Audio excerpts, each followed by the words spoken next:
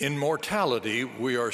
fait du plan de Dieu et du sacrifice expiatoire de Jésus-Christ, nous pouvons être purifiés en suivant le processus du repentir. Dans la condition mortelle, nous sommes assujettis à la loi des hommes et à la loi de Dieu. J'ai vécu l'expérience inhabituelle de juger des mauvais comportements graves selon ces deux lois. Premièrement, en tant que juge à la Cour suprême d'Utah et maintenant en tant que membre de la première présidence. Le contraste que j'ai remarqué entre la loi des hommes et la loi de Dieu a accru ma reconnaissance pour la réalité et le pouvoir de l'expiation de Jésus-Christ. Selon la loi des hommes, une personne coupable des crimes les plus graves peut être condamnée à la prison à vie sans possibilité de libération conditionnelle.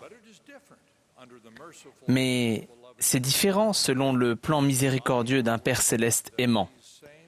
J'ai vu que les mêmes péchés graves peuvent être pardonnés dans la condition mortelle grâce au sacrifice expiatoire de notre Sauveur pour les péchés de tous ceux qui ont le cœur brisé et l'esprit contrit. Le Christ rachète et son expiation est réelle. La tendre compassion de notre Sauveur est exprimée dans le merveilleux cantique que vient de chanter le chœur. Venez à Jésus, il vous écoute. Vous qui ne l'avez pas écouté, il vous remettra sur cette route qui mène à la vérité. Le sacrifice expiatoire de Jésus-Christ permet à tous les hommes de se repentir et de venir à lui. Le livre d'Alma rapporte des cas de repentir et de pardon, même de personnes qui avaient été méchantes et sanguinaires. Aujourd'hui, mon message est un message d'espoir pour nous tous, même pour ceux qui ne sont plus membres de l'Église, suite à une excommunication ou au retrait de leur nom des registres de l'Église. Nous sommes tous des pécheurs pouvant être purifiés par le repentir. Dans une conférence générale passée, Russell Nelson a enseigné « Il n'est pas facile de se repentir du péché, mais le résultat en vaut la peine. » Le repentir commence par notre Sauveur et c'est une joie, pas un fardeau. Au cours de la veillée de Noël de décembre dernier, le président Nelson a enseigné « Le véritable repentir n'est pas un événement ponctuel, c'est un privilège qui n'a pas de fin. Il est essentiel à la progression, à la paix de l'esprit, au réconfort et à la joie. » On retrouve certains des plus grands enseignements sur le repentir dans le sermon qu'Alma, dans le livre de Mormon, a adressé aux membres de l'Église qu'il décrira plus tard comme étant dans un grand état d'incrédulité, enflés dans l'orgueil de leur cœur qu'ils avaient mis dans les richesses et dans les choses vaines du monde. Chaque membre de l'Église rétablie a beaucoup à apprendre des enseignements inspirés d'Alma. Nous commençons par la foi en Jésus-Christ, parce que c'est lui qui vient pour ôter les péchés du monde. Nous devons nous repentir parce que, comme Alma l'a enseigné, si nous ne nous repentons pas, nous ne pouvons en aucune façon hériter le royaume des cieux. Le repentir est une partie essentielle du plan éternel de Dieu. Parce que nous allions tous pécher pendant notre expérience dans la condition mortelle et être coupés de la présence de Dieu, nous ne pourrions pas être sauvés sans le repentir. Cela a été enseigné depuis le début. Le Seigneur a commandé à Adam « Enseigne-le à tes enfants, que tous les hommes de partout doivent se repentir, sinon ils ne pourront en aucune façon hériter le royaume de Dieu, car rien d'impur ne peut y demeurer ou demeurer en sa présence. » Nous devons nous repentir de tous nos péchés, de toutes nos actions ou inactions contraires au commandement de Dieu. Personne n'est exempté. Hier soir encore, le président Nelson nous a exhortés en ces termes. « Frères, nous devons tous nous repentir. » Pour être purifiés par le repentir, nous devons abandonner nos péchés et les confesser au Seigneur et à son juge mortel quand cela est nécessaire. Alma a enseigné que nous devons aussi produire des œuvres de justice. Tout cela fait partie de la fréquente invitation scripturaire à venir au Christ. Nous devons prendre la Sainte Seine chaque jour de sabbat. Dans cette ordonnance, nous faisons des alliances et recevons des bénédictions qui nous aident à surmonter tous les actes et désirs qui nous empêchent d'atteindre la perfection à laquelle le Sauveur nous invite. Lorsque nous nous refusons toute impiété et aimons Dieu de tout notre pouvoir, de toute notre pensée, de toute notre force, alors nous pouvons être rendus parfaits dans le Christ et sanctifiés grâce à l'effusion de son sang pour devenir saints, sans tache. Quelle promesse! Quel miracle! Quelle bénédiction! L'un des buts du plan de Dieu concernant l'expérience de la condition mortelle est de nous mettre à l'épreuve pour voir si nous ferons tout ce que le Seigneur notre Dieu nous commande. Selon ce plan, nous sommes responsables vis-à-vis de Dieu et des serviteurs qu'il s'est choisis. Et cette responsabilité implique un jugement par des mortels et un jugement divin. Dans l'Église du Seigneur, les jugements par des mortels envers des membres ou des membres potentiels sont administrés par des dirigeants cherchant à être guidés par Dieu. Ils ont la responsabilité de juger les personnes qui s'efforcent de venir au Christ pour bénéficier du pouvoir de son expiation sur le chemin d'alliance qui mène à la vie éternelle. Les jugements par des mortels déterminent si une personne est prête pour le baptême. Une personne est-elle digne de détenir une recommandation pour aller au temple? Une personne dont le nom a été retiré des registres de l'Église s'est-elle suffisamment repentie au moyen de l'expiation de Jésus-Christ pour être réadmise par le baptême? Lorsqu'un juge mortel appelé de Dieu approuve qu'une personne continue de progresser, par exemple accède aux bénédictions du temple, il n'atteste pas que la personne est parfaite, pas plus qu'il ne lui pardonne un péché quel qu'il soit. Spencer Kimball a enseigné qu'après ce qu'il a appelé la levée des sanctions terrestres, une personne doit aussi chercher un repentir définitif et l'obtenir du Dieu des cieux, qui est le seul à pouvoir accorder l'absolution.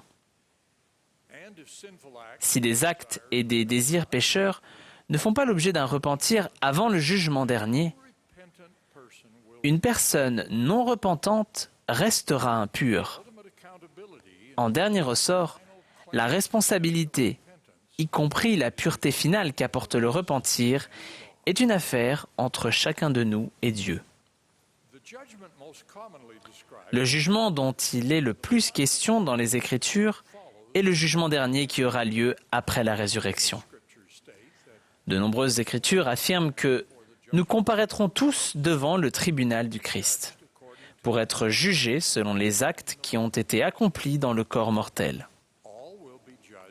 Tous seront jugés selon leurs œuvres et selon les désirs de leur cœur. Le but du jugement dernier est de déterminer si nous avons réussi à réaliser ce qu'Alma a décrit comme un grand changement dans notre cœur, par lequel nous sommes devenus de nouvelles créatures, n'ayant plus de disposition à faire le mal, mais à faire continuellement le bien. Celui qui en jugera est notre Sauveur Jésus-Christ. Après son jugement, nous confesserons tous que ces jugements sont justes, parce que son omniscience lui donne la connaissance parfaite de tous nos actes et de tous nos désirs, à la fois ceux qui sont justes ou dont nous nous sommes repentis, et ceux dont nous ne nous sommes pas repentis ou qui n'ont pas changé. Les Écritures décrivent le déroulement de ce jugement dernier. Alma enseigne que la justice de notre Dieu requiert qu'à la résurrection, tout soit rendu à son ordre propre. Cela signifie que si leurs œuvres ont été bonnes dans cette vie et que leurs désirs, les désirs de leur cœur ont été bons, ils seront rendus au dernier jour à ce qui est bon. De même, Si leurs œuvres sont mauvaises ou leurs désirs mauvais, ils leur seront rendus pour le mal. De même, le prophète Jacob a enseigné qu'au jugement dernier, ceux qui sont justes seront encore justes, et ceux qui sont souillés seront encore souillés. C'est le processus qui aura lieu devant ce que Moroni appelle la barre agréable du grand Jéhovah, le juge éternel des vivants et des morts. Pour nous assurer que nous serons purs devant Dieu, nous devons nous repentir avant le jugement dernier. Comme l'a dit Alma à son fils pécheur, nous ne pouvons pas cacher nos péchés à Dieu. Et si nous ne nous repentons pas, ils resteront comme témoignage contre nous au dernier jour. L'expiation de Jésus-Christ nous donne le seul moyen de parvenir à la pureté nécessaire par le repentir, et cette vie dans la condition mortelle est le moment qui nous est donné pour le faire. Bien qu'on nous enseigne qu'un certain repentir puisse se produire dans le monde des esprits, ce n'est pas aussi certain. Melvin J. Ballard a enseigné: il est beaucoup plus facile de vaincre et de servir le Seigneur quand la chair et l'esprit ne font qu'un. C'est le moment où les hommes sont le plus souples et le plus influençables. Cette vie est le moment de se repentir. Si nous nous repentons, nous avons du Seigneur l'assurance que nos péchés, nos actes et nos désirs seront purifiés et que notre miséricordieux dernier juge ne s'en souviendra plus. Purifiés par le repentir, nous nous qualifions pour la vie éternelle, que le roi Benjamin a décrite comme étant le fait de demeurer avec Dieu dans un état de bonheur sans fin. En accomplissement du plan de restauration de Dieu, la résurrection restituera tout à sa forme propre et parfaite.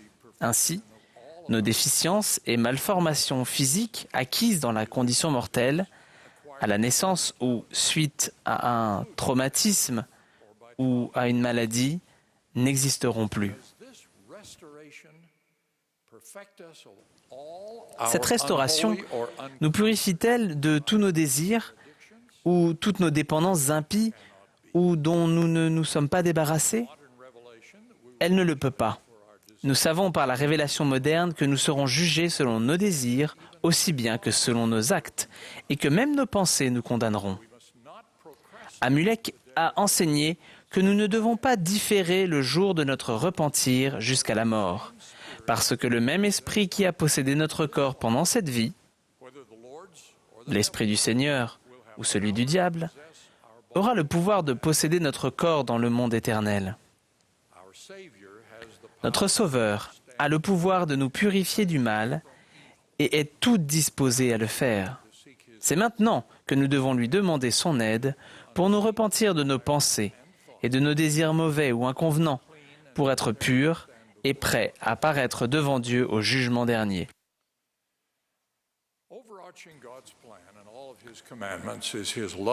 L'amour de Dieu pour chacun de nous, amour qui est la plus désirable de toutes les choses et la plus joyeuse pour l'âme, sous-tend tout son plan et tous ses commandements.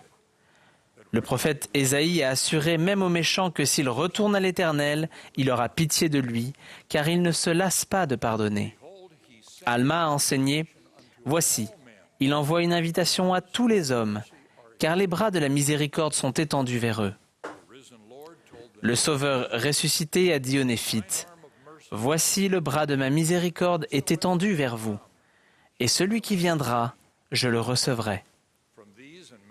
Nous savons par ces passages d'Écriture et par beaucoup d'autres que notre Sauveur aimant ouvre les bras pour recevoir tous les hommes et toutes les femmes qui satisfont aux conditions inspirées par l'amour qu'il a prescrites pour l'obtention des plus grandes bénédictions que Dieu a à donner à ses enfants. En raison du plan de Dieu et de l'expiation de Jésus-Christ, je témoigne avec une espérance d'une pureté parfaite que Dieu nous aime et que nous pouvons être rendus purs par le processus du repentir. Nous avons la promesse que si nous marchons résolument, nous faisons un festin de la parole du Christ et persévérons jusqu'à la fin, nous aurons, dit le Père, la vie éternelle. Je prie avec ferveur pour que nous le fassions tous. Au nom de Jésus-Christ, Amen.